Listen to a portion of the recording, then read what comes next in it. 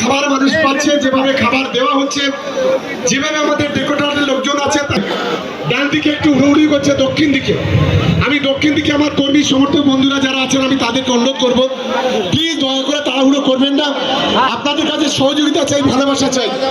আমরা একটা তৃণমূল কংগ্রেসের পরিবার। উত্তর দিকে কত শান্তিপূর্ণভাবে তারা খাবার নিচ্ছেন, ধৈর্য ধরে, কোনো তাড়াহুড়ো নেই। দক্ষিণ দিকে যারা আছে প্লিজ আপনারা একটু ঠান্ডা মাথায় খাবার নিন। একবার তো 50 জনের খাবার দেওয়া হচ্ছে, 50টা স্টল আছে আমাদের।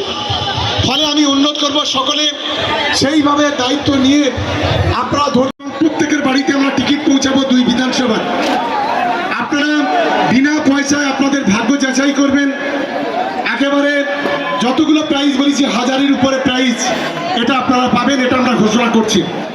আমি আশা করি আমার সর্বস্তরে যারা আমাদের দায়িত্বশীল, যারা খাবার দেওয়ার দায়িত্বে আছেন, তারা হাত চালিয়ে দেবেন।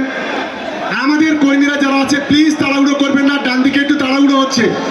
দক্ষিণ দিকে যারা আমাদের কর্মীরা, আমি আমাদের শিল্পীদের বলবো তাড়াতাড়ি হবে, চালিয়ে শুরু করে দেন। নামটা কি বলুন, একটু নামটা ভুলে গেলাম।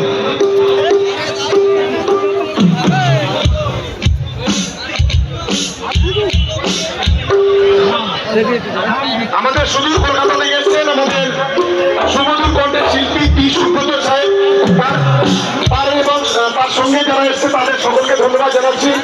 আমি গানটা শুরু করার জন্য অনুরোধ করবো। এখানে হিন্দি বাংলা সব গান হবে,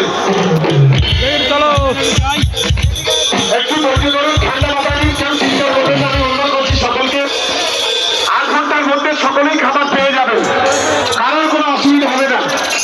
এটা তৃণমূল কংগ্রেসের একটা শৃঙ্খলা পরায়ণ কর্মীরা আজকে এখানে উপস্থিত হয়েছে।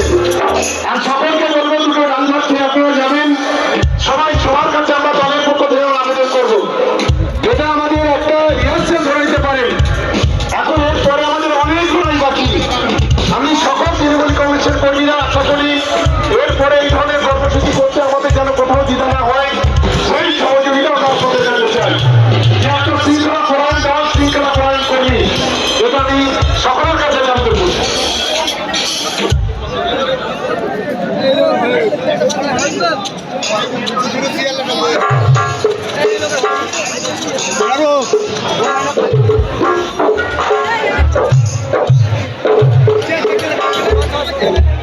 আরে ধুলো কি যাবে,